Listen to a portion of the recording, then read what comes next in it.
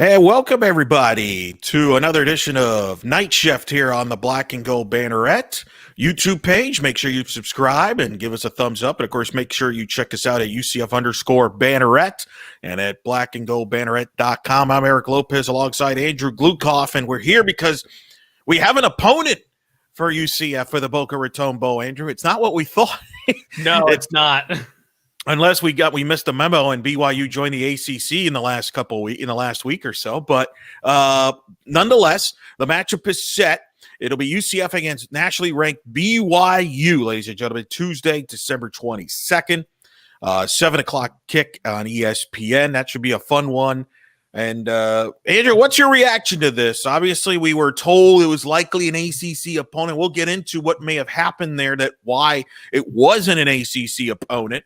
But instead, we end up with BYU, and I got to say my initial reaction is sweet. I actually think this works out great for UCF. This is a fun little matchup, and I think this will be an entertaining game for everybody involved. What's your reaction? Well, I mean, we thought it was going to be Liberty for the longest time, and the difference between Liberty and BYU is they're both ranked. We thought BYU would stay on the West Coast and do a more Western Bowl. But, being an independent, a national school like Brigham Young is, traveling isn't so much of a far-fetched deal. I guess Liberty's going to stay probably closer to home. But this works out great for UCF. And it's, there's two trains of thought.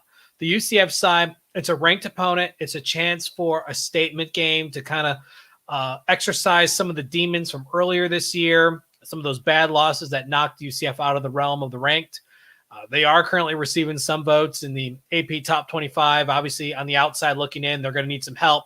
But a good win against a ranked BYU, whose only loss was a close one against undefeated Coastal Carolina.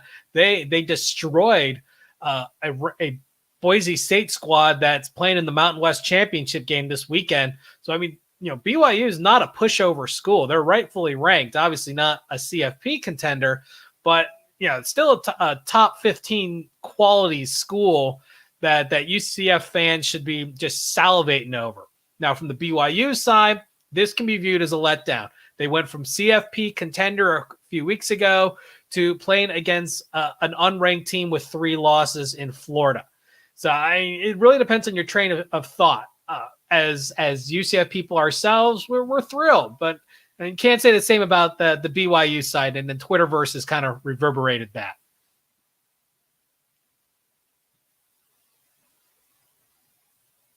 You've muted yourself. There you go. You muted yourself again. I did. This is what happens when you're multitasking. Sometimes you get caught, ladies and gentlemen. Flag on me. False start. So I'm a little surprised that BYU. I don't know. What do you think BYU was expecting? Like, do you think it's just disappointment because of the location being in Boca? I mean, what did they actually think they were going to get once they lost to Coastal Carolina? Well, I think they were hoping for a P5 school. And, UCF's not a pushover, but it goes back to that reputation. And even Vanderbilt's a P5, and you can't shake that. No matter how good you are, a G5's a G5, and a P5 is a P5. And that's what BYU wanted. They wanted to show that they belong in the group, in the power group. As an independent, they don't classify as a power team like Notre Dame does on this non-2020 years. This really doesn't help their cause. But you know what? You play the game, and if you want to be in a bowl game, you go where you're invited. And as we'll get into it a little bit, not everyone wanted to go to a bowl game, but they had legit reasons not to go. BYU wanted to be that national team. You know what? Florida may not actually be a terrible destination. Yeah, I mean, Florida this time of year is good weather, and look, this could end up being one of the top bowl games of the bowl season, right? I mean, look at the matchup here: Zach Wilson against Dylan Gabriel. Hello, I mean. There should be a lot of points here, Andrew. Oh, this is the bowl where defenses go to die. Now, granted, BYU has a top 10 rated or top 15 rated defense overall, and the only game that they really struggled with on offense was Coastal Carolina. UCF, we've seen them struggle against good defenses in Cincinnati and Tulsa. We've seen them explode against, mediocre to bad defenses. So it's really going to be a case of how that offensive line handles BYU's defense, which is shown to be legit. But look at Zach Wilson versus Dylan Gabriel. I mean, that's the key thing. Zach Wilson over 3,200 yards, 30 touchdowns, 3 interceptions versus Dylan Gabriel over 3,300 yards, 30 touchdowns, 3 interceptions. You got 2 of the top quarterbacks in the country. I don't think you're going to have more passing yards combined in a bowl matchup more so than you will with the Boca Raton Bowl this year. Yeah, I can't wait to find out what the over under is on this game. I can't even imagine what the number could be. It could be 80 at least, right? Like it's got to be one of the highest bowl over unders we'll have entirely. It's going to be correct? Huge. Yeah, it's got to be huge. I'm putting in the 70s. I don't know if they're going to be ambitious enough to go in the 80s. They tried that with Houston and failed miserably. But because BYU has a defense that can show up, it may temper some expectations of what UCF's going to do. But people have questions about how good BYU is. Mike chimes in, and you could send your comments, by the way, while we're doing this live, as well as on our YouTube page, on our chat room. He writes, we're going to smoke them. Who has BYU played again, though? They also struggled against Houston. They almost lost to them. Some people question their schedule there. Obviously, that's one of the things the committee knocked them for, why they weren't ranked inside the top 10 when they were undefeated. Houston, he mentions that's a common opponent that UCF and BYU have. They both beat Houston at Houston. UCF, you could argue, controlled that game better than BYU. BYU was actually trailing against Houston going into the fourth quarter before they came back and won. What's your reaction to that? The critics that say BYU hasn't been tested. Well, they were certainly tested. They were tested at Coastal Carolina and lost, but they destroyed Boise State, and Boise State hasn't been pushed all that hard. They struggled against Wyoming towards the end of the year, but they're also vying for a conference championship, and that can never be discounted. You look at they played some soft schools. They played Navy. They humiliated them, ran them off the field. They played UTSA.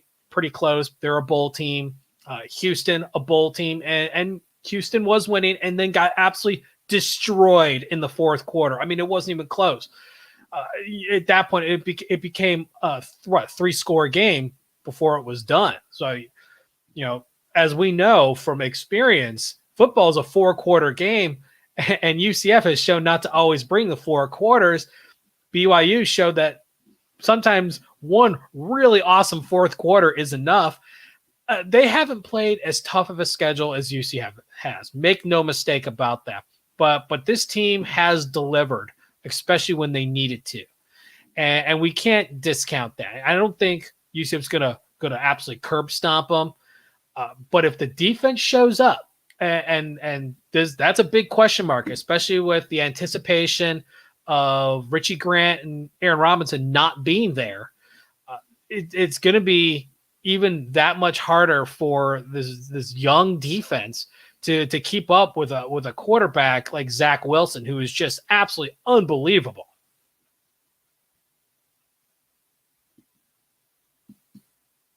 You did it again.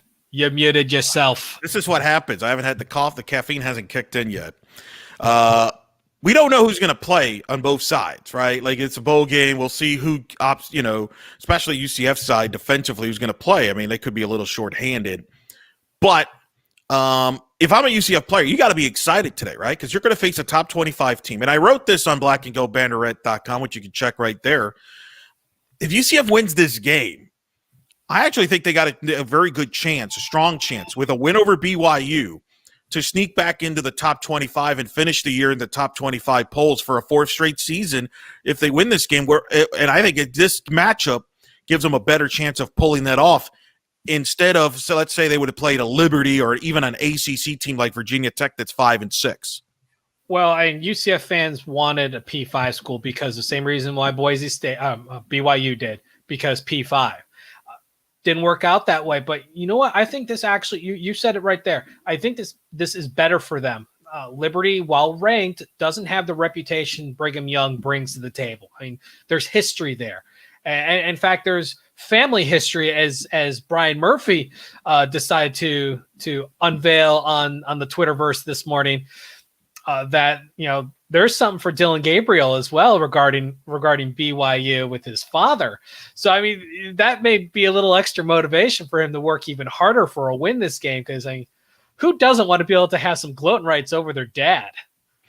Yeah, you mentioned that his father was the starting quarterback at Hawaii. In fact, his last game as a quarterback at Hawaii was 30 years ago, December the 1st, when they knocked off Ty Detmer in number 4 ranked BYU 59-28. That day was the day that Ty Detmer was awarded the Heisman Trophy. Kind of weird. He was awarded before the game. Of course, they were playing in Hawaii. I actually have a link up on my story about that. But yeah, so, I mean, Dylan grew up. I mean, BYU Hawaii was a huge rivalry back in the days when they were in the same conference, in the WAC even back then in 1990. And his dad was a big part of that. So I guarantee you this, TV will make a story out of that. And this will be a dominant storyline, I think, between now and leading up into that bowl game. I'm sure Dylan Gabriel will be asked about it a million times between now and then. Well, not only that, but, BYU's always had a very strong presence. The Mormon Church always had a very strong presence in Hawaii. That's why they get so many Pacific Islanders on their team. It's not coincidence. So the fact that you're from Hawaii playing BYU, that's a big deal. And, the last thing Dylan Gabriel is going to want is his dad saying, well, I was able to do it. Why couldn't you? And, there's something on the line. Plus, with BYU being ranked, and, that just adds more fuel to the fire. A lot of fans are disappointed with how this season has played out. I've always viewed 2020 as a bit of a wash, but you have to be excited with how this can end and leading into 2021, which I'm really excited about next year. There's the part of the article where I wrote about the connection there with Dylan Gabriel there, and the quote that he told the Orlando Sentinel about the matchup. And you can watch that game, by the way. I put the link up to that game. People, YouTube, you gotta love YouTube. It's incredible. Look, I think this is a huge opportunity. You get a top 25 team. This will be a pretty, like I said, I think this will be a good TV game. I think this will draw pretty well. For a Tuesday. Yeah, Tuesday and early. I mean, if I'm Boca, I overachieved. I got to be grateful. This is probably the best matchup they've ever gotten in that young history of that bowl game. Oh, so by far. So credit to them and a credit to TV. I got to say, I'm not been the biggest bowl fan, but if we get more creative matchups like this in bowl games, then I'm back on board. That's what the bowl games used to be about, is creating great, exciting matchups. I think lately that hasn't been the case for various of reasons, because they're more focused about who's going to show up and who's not showing up from an attendance standpoint. But this year, attendance is a non-factor because it's limited capacity at best, like 20-25% in most of these places, if they even allow fans. So I'm thinking, maybe, could this be, Andrew? Is it possible, because of the fact that there's not this big thing about ticket sales and things like that, that they might just try to put the best possible matchup for made-for-TV matchups? Could that be what we see this year in the bowl season? I think that was part of it, but I also think that was part of the reason for the new bowl contracts. They're no longer strictly one conference versus one conference in these G5 bowls. They're pooled.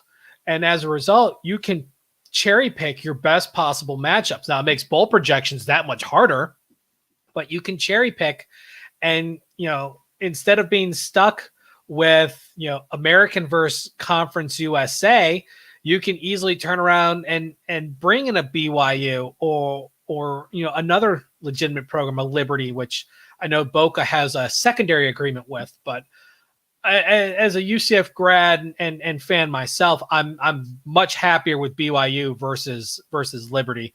And I know our boss, Jeff Sharon, is equally as thrilled for BYU over Liberty. He is, I'm sure, for that many reasons. We won't get into. I'm sure we'll get into that on the podcast later this week on that. Let's get into how this matchup came about, because you and I have been trying to figure this out. We first, you mentioned it. We thought it was going to be Liberty or a MAC team at the beginning, right? Well, I never thought it was going to be a MAC team. I was always on board with Liberty. I did throw Kent State in there once, and that was more because I would love Kent State because my mom went there. But I mean, I even wrote in there that was a bias, just tongue-in-cheek kind of, I would love to see this, but in the comment I wrote Liberty was probably more likely. So we ran with that, and then when UCF was announced for the Boca Bowl, in the press release it says a likely an ACC opponent, which got everybody, like when we talked about that, I was like, whoa. Yeah. But what I don't think what anybody anticipated was that Boston College, Pittsburgh, and Virginia would opt out of playing bowl games. I think that obviously once that happened, that pretty much eliminated the ACC. I know you were pushing Virginia Tech, but I think, and we don't even know at the time that we're airing this, we don't know if Virginia Tech's playing in a bowl game to extend their streak to 28. But if they decide to play, I think they're going to end up in Annapolis. I think they would prefer to play closer to home. Mm-hmm. And that opportunity kind of opened itself up because Navy, in some ways, Navy is not going to a bowl game, which we didn't, they kind of fell off the map here. They played themselves out. Right. And so I think if Virginia Tech decides to play, they're going to play closer to home. So that's why I don't think they're coming to Boca. And I think we've learned there's a lot of shuffling going on in this bowl game. Tulane's going to the Potato Bowl in Idaho, which neither one of us understands that at all. Even to this minute, we still don't. I still don't understand that. Well, I still don't. I think they went with based on Stadium's Brett McMurphy, who came out with who broke that days ago. I think it was based on the fact that Navy was going to win and end up in the Military Bowl before they basically, played themselves out, and there wasn't going to be any last minute shuffling to fix that. There's been no AAC or Big East school ever in Boise for the bowl games back when it was Humanitarian or Micron PC or whatever. No Big East / American school has ever been there during their time in this conference. So, and it not being, set for the American, we had no real anticipation that they were going to basically do a switcheroo on that and move them all the way out there. I had hoped that they have a little 11th hour dealing to get them over to Annapolis because it's more of a natural fit. But instead, Tulane has been exiled to Boise, Idaho for the famous Idaho Potato Bowl. I mean, it's great that they're in a bowl game, but man, if I was Tulane, I'd be scratching my head and saying, why us? Why didn't Houston, who had a worse record, get exiled all the way up to the frozen north, and we get to play in Frisco, Texas? Yeah, or send us to Annapolis. We would have send us anywhere, but Boise? Right. I don't get that at all. I don't get it. Why would you agree to it? I get it. You want to go to another bowl game, but that's got to be better options than Idaho. And the truth is, I don't think, people are like, well, you just say no to a bowl game. No, you don't say no to a bowl game when you get the invite, because I doubt you have that much room to negotiate. Maybe a little bit here and there, but for the most part, I don't think there's really that much room. It's a combination of what's good for the bowl and what fills the slot. And I think Frisco liked the idea of having Houston, which was a lot closer, and Tulane just became the odd man out. I mean, Montgomery's got, Memphis. Birmingham's probably going to have Tulsa. And speaking of which, I think the Military Bowl is holding serve at the moment, because if Cincinnati loses and gets knocked out of the CF, out of the New Year's Six, and Tulsa doesn't get it, which is still possible, and Coastal Carolina does, now you need another bowl game. That's where the Military Bowl comes in, because you have one of the two schools, probably the loser in that place, Cincinnati, going to the Birmingham, and then you get Tulsa up to the Military Bowl. I think that's why they're holding out on it, but I still am in the camp that Cincinnati is going to win this weekend. So it may be a moot point, but you got to have that door open still. No, I think that's fair. I think that's pretty accurate. I think that's exactly what's going on, and I think it's been for a while now. I felt like they were going to put the either Tulsa if they lose to Cincinnati, or Tulsa if they win. I think Tulsa is going to Birmingham. They're not going to make it to New Year's Six if they were to upset Cincinnati. Coastal would, in theory, get it if they beat Louisiana. And then the question becomes, if Louisiana beats Coastal and Tulsa beats Cincinnati, who would get the New Year's Six slot in that scenario? I think it would be Louisiana because they were ahead of Tulsa in the polls. So I don't see that changing. That's why I think if you were the American, you were kind of hoping Coastal would get upset by Troy this past weekend, which nearly happened.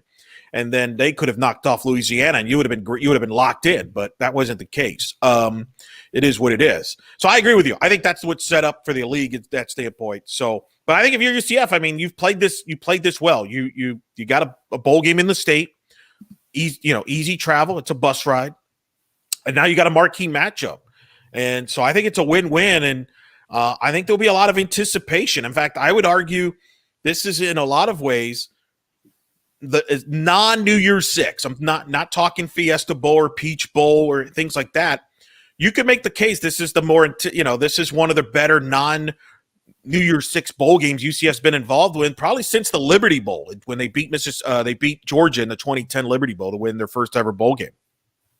It's definitely going to be a hyped up matchup, only for the fact that if UCF manages to jump in that top 25, it'll be the fourth straight season that they finish ranked, and they could pull it off. They need a good win, a strong win, and they need a little bit of help with schools losing ahead of them, but they can pull it off and get back to the realm of the ranked. I agree with that. So it should be fun. UCF against BYU Tuesday night, 7:00. That'll be fun. The only negative there is the fact that, Andrew, you and I that might be a late night for us.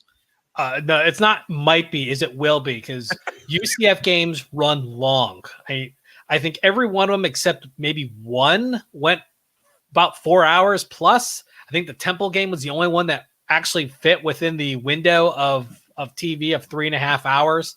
Everything else is bled over horribly. So with the passing attack that BYU has, as well as Gabriel and the Knights, I think this could be a very long night. Sweet. We'll be on at some point. Hopefully before midnight, maybe. I don't know. At least we won't be at the game. Some people have to be there late night. Sorry, Murph. Yeah. That'll be a tough one. Let's I want to get a couple thoughts here. Mike has chimed in with, we win against BYU, and Cincy wins out. Then Cincy wins their New Year's Six or semifinal playoff convincingly. I think we'll be ranked pretty well to end the season. So far, we played Cincy the closest. I don't even know if all of that has to happen for UCF to get ranked. But, I don't think it matters. I don't think it really matters what Cincinnati does at that point. I think it's take care of your business on the field against BYU and let the chips fall.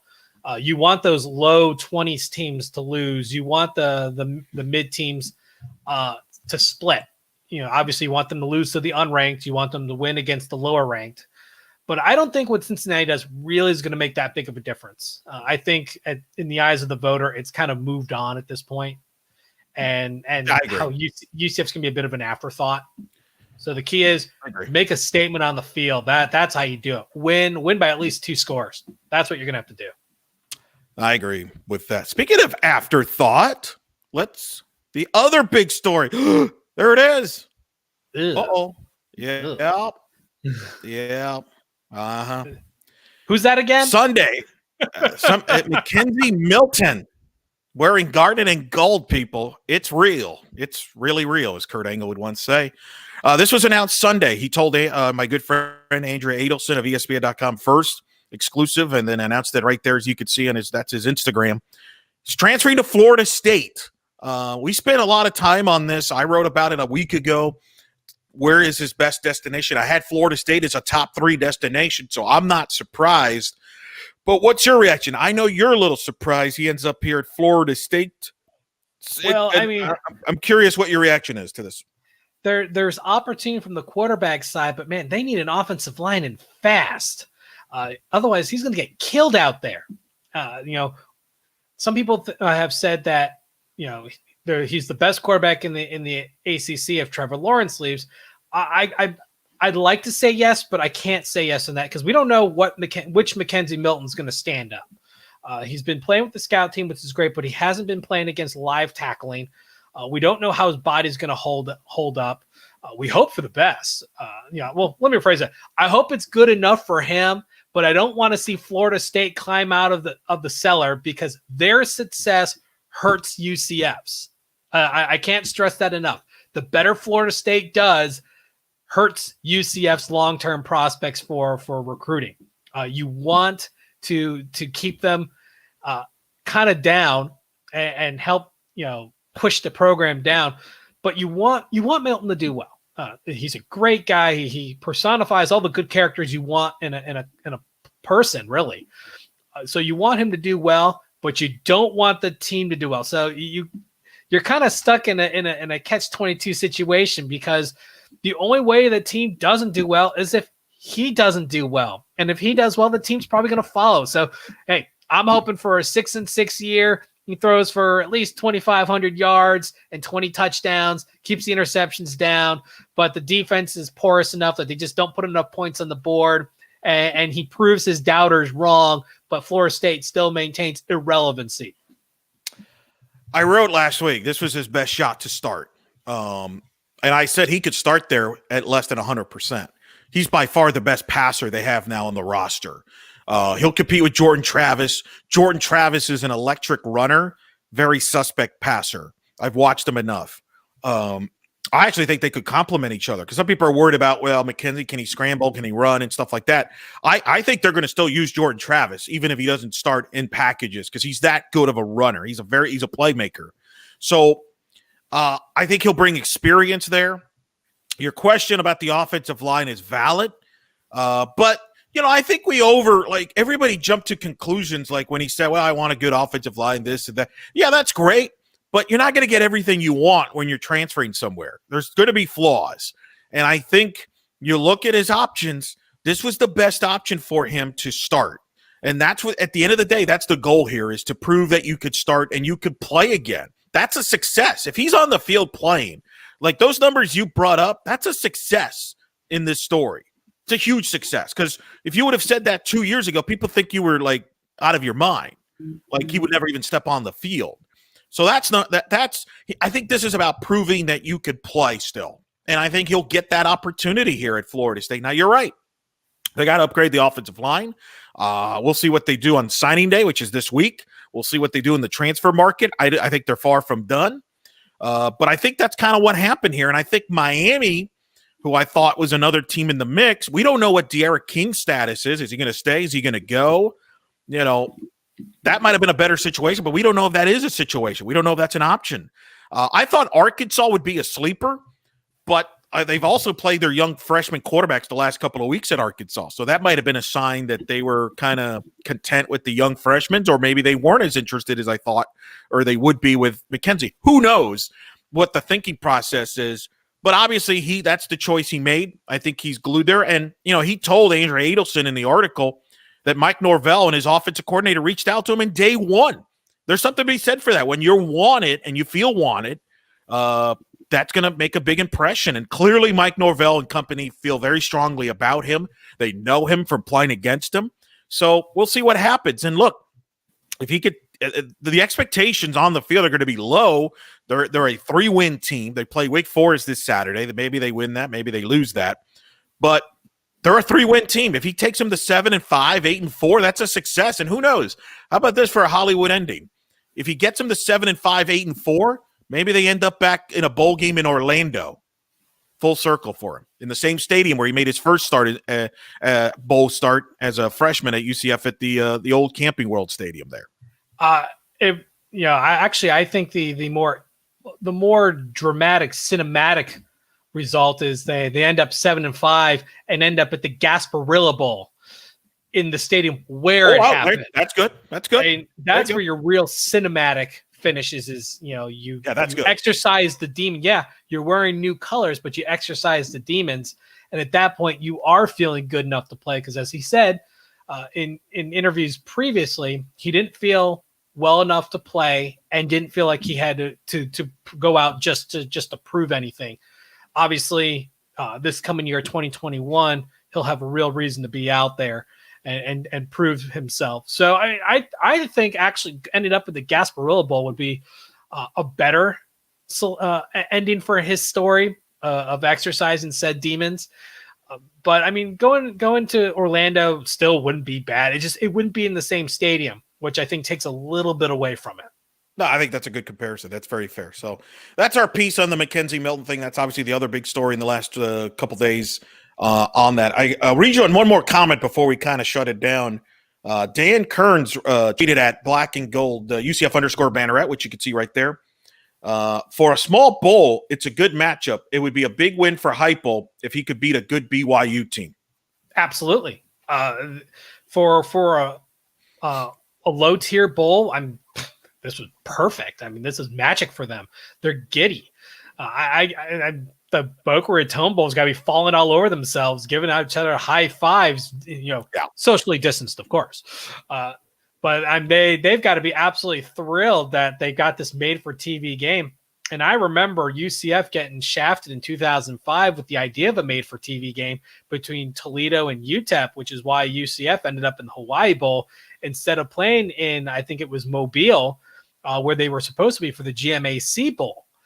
They kind of got colluded out, and that game ended up being a massive dud. And UCF's game turned out to be pretty good over in Honolulu. Unfortunately, UCF being on the short end of that stick. So there's always a risk with a made for TV game, but I think all the pieces here are great for all teams. BYU gets to play another game. They get to play in Florida. They get to put themselves on a showcase for recruiting as a national program, as an independent. UCF gets to stay in state. They announced early, which allowed fans to buy tickets and be able to come and try to make it as close to a home game as possible. I think they're only expecting to sell about 6,000 tickets based on limitations from the stadium or so. So you're looking at a small crowd, but you make it a home-centric crowd, you really help out, because we've seen UCF at home games and at road games, and there are times where they are two completely different squads. I agree. Should be so we'll see what happens here, folks. So you got UCF, BYU. That's the matchup. You'll hear about it. We'll break it down on blackandgoldbanneret.com. Andrew's going to write about it. We're also my article there breaking down the key storylines in this game. We'll obviously have a podcast later this week with Jeff and Brian. We'll break this game down as well. And we'll get you up to kickoff. And we'll probably be on. Me and Andrew will probably be on at some point around midnight after the game to discuss it, get the caffeine ready. Make sure you follow us right there, as you see right there at blackandgoldbanneret.com. And then as well as on Twitter, UCF _Banneret. We also have a Facebook page right there. You can like us there. And make sure you subscribe to our YouTube page. You get content like this.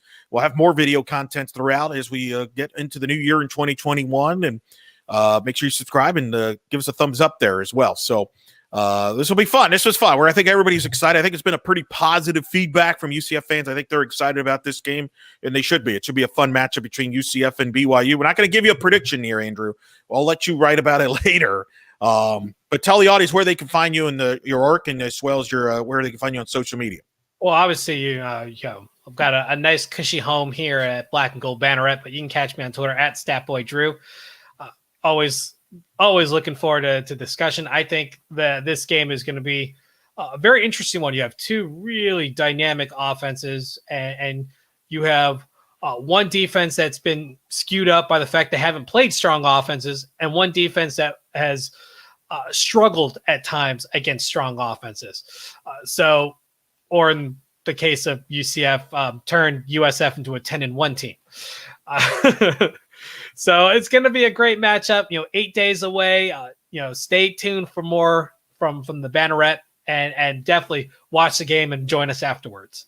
Should be fun, ladies and gentlemen. Keep it here with all the latest news out of UCF and all sports as well. Basketball will be scheduled to play Florida State on Saturday in Tallahassee. The women will start conference play against Tulane on Tuesday. We'll have all that coverage on blackandgoldbanneret.com, and follow us on Twitter at UCF _Banneret. So for Adrew Gluchov, I'm Eric Lopez. We say so long and good night and charge on.